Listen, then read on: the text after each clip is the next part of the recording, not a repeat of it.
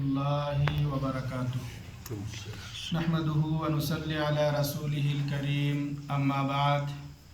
أعوذ بالله من الشيطان الرجيم بسم الله الرحمن الرحيم وإذا مس الإنسان ضر دعانا أو قاعدا أو قائما فلما كشفنا عنه ضره مر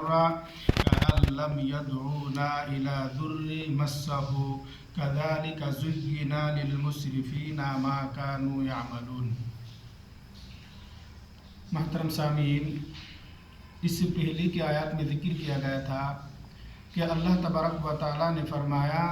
کہ اللہ تبارک و تعالیٰ بندے کی دعا کو جس طرح سے جلدی قبول کر لیتا ہے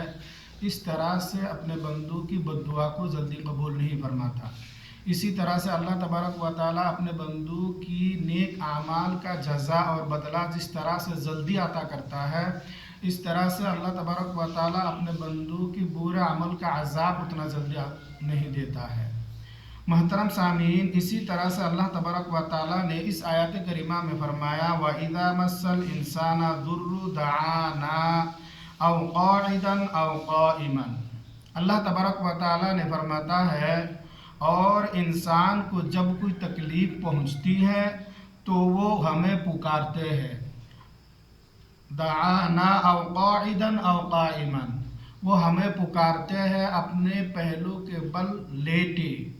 بیٹھے اور کھڑے۔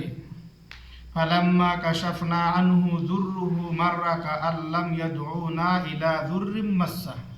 اس کے بعد اللہ تبارک و تعالیٰ نے فرمایا کہ پھر جب ہم نے ان کی تکلیف کو دور کر دیتے ہیں تو وہ یوں گزار جاتے ہیں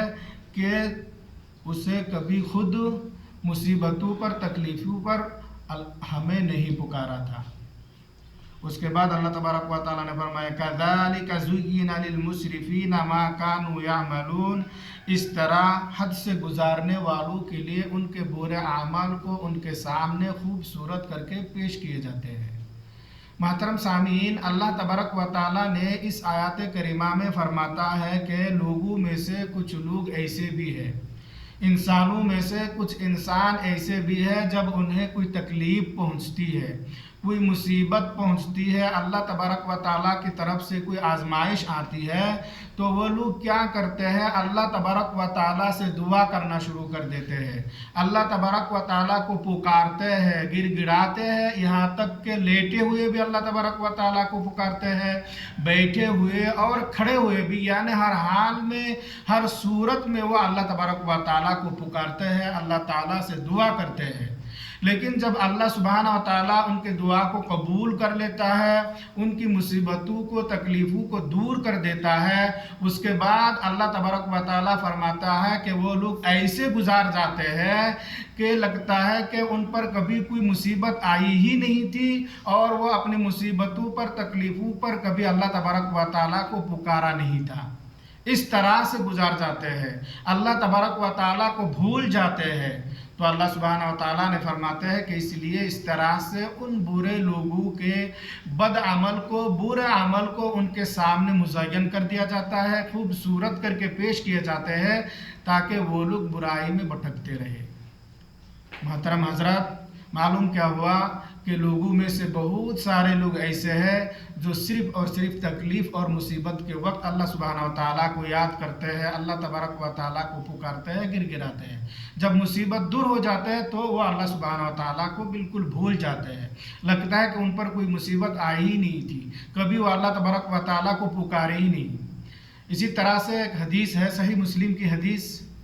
اور یہ حدیث مسند احمد میں بھی موجود ہے۔ اللہ کے نبی صلی اللہ علیہ وسلم ارشاد فرماتے ہیں کہ مومنوں کی معاملہ تعجب کی ہے، بہت ہی عجیب کی ہے کہ جب اللہ تبارک و تعالیٰ نے ان کے لیے کوئی فیصلہ کرتا ہے تو وہ ان کے لیے بہتر ثابت ہوتا ہے۔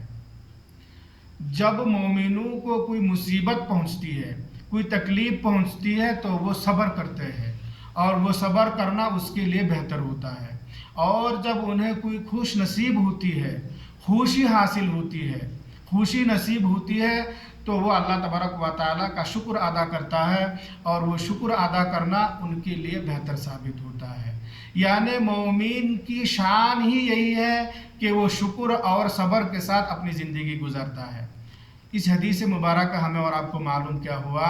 कि अल्लाह तबारक व ताला मोमिनों के लिए जो भी फैसला करता है वो मोमिन के लिए बेहतर ही साबित होता है, खैर भलाई हुआ करता है। यानी जब मोमिन को अल्लाह तबारक व ताला की तरफ से कोई मुसीबत, कोई तकलीफ़, कोई आजमाइश आते हैं तो वो सब्र करते हैं और सब्र करते हुए अल्लाह तबारक व ताला के हाथ दुआ करते हैं, तो वो सब्र करना उनके लिए खैर होता है और बेहतरीन साबित होता है। और इसी तरह से जब उन्हें कोई खुशी नसीब होती है, अल्लाह तबारक व ताला की तरफ से कोई खैर व भलाई उन्हें पहुंचती है, तो वो शख्स अल्लाह तबारक व ताला का शुक्र अदा करता है और शुक्र अदा करना ही उनके लिए बेहतर साबित होता है।